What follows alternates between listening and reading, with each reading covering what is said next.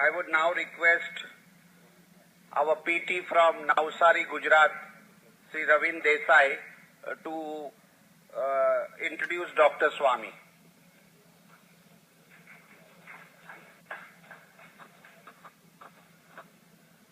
Respected Dr. Swami, Professor Vaidyanathan, Jagdish Shetty ji, Dr. Chaturvedi ji, M.R. Venkatesh ji, it is indeed a sacred moment for me to introduce Dr. Swami. Dr. Swami was born on 15 September 1939. I will brief you about him, which makes him unique from other politicians and academicians. After getting masters from Indian Statistical Institute in Kolkata, he went to Harvard University to pursue his PhD in economics. He is one of those few individuals who earned their PhD in 1.5 years, which is still a sort of record.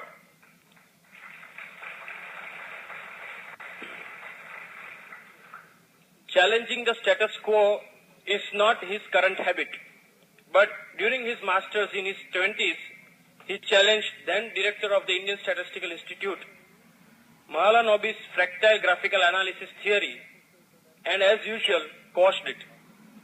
Dr. Swami's paper was published in the Econometrica Journal and noticed by Harvard, and Harvard then called Dr. Swami on full Rockefeller scholarship.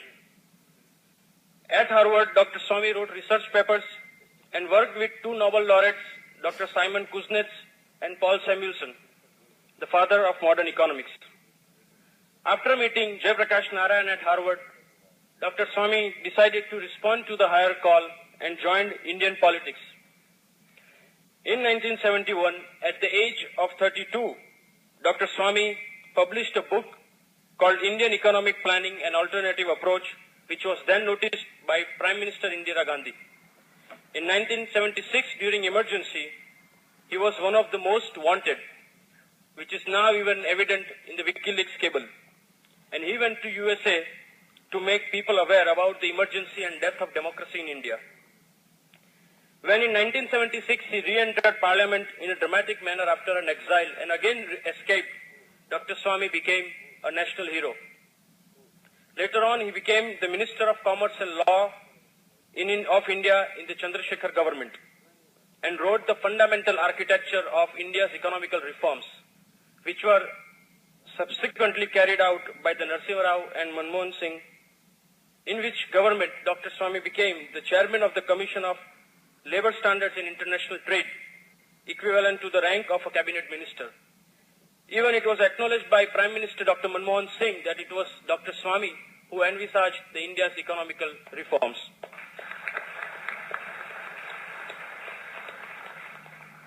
Dr. Swami knows Mandarin Chinese language very well and is considered an expert in the Chinese economics, and he has authored various books on this.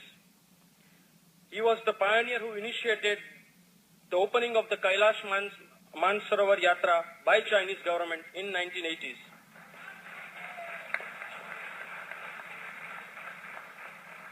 Dr. Swami is also credited for his initiatives and vision to have good relations with Israel.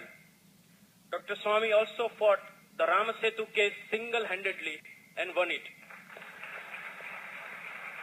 Now he is fighting in the Supreme Court whether Ram Setu should be declared as a heritage structure or not.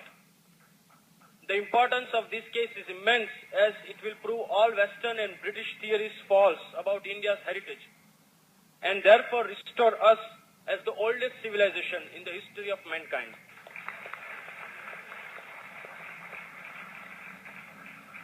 Dr. Swami has unearthed the 2G spectrum scam, which has shaken the UPA-2's foundations. The figure of 1.76 lakh crore which Sir has discovered has in a way awakened the whole nation about corruption.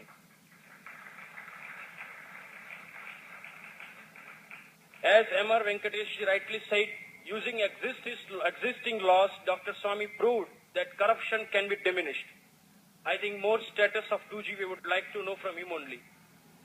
Last but not the least, many may not know, but Dr. Swami is one of those few leaders who were a great friend of both Shri Morarji Bhai Desai and Shri Rajiv Gandhi. And now, to address the first of its kind Global Patriotic People Conference, I request the man who is there fighting for all of our future, with love, affection and respect, whom we know as One-Man Army, Dr. Subramanian Swamy. Hiren Seth from Valsad will present a bouquet to Dr. Swamy. Hiren Seth.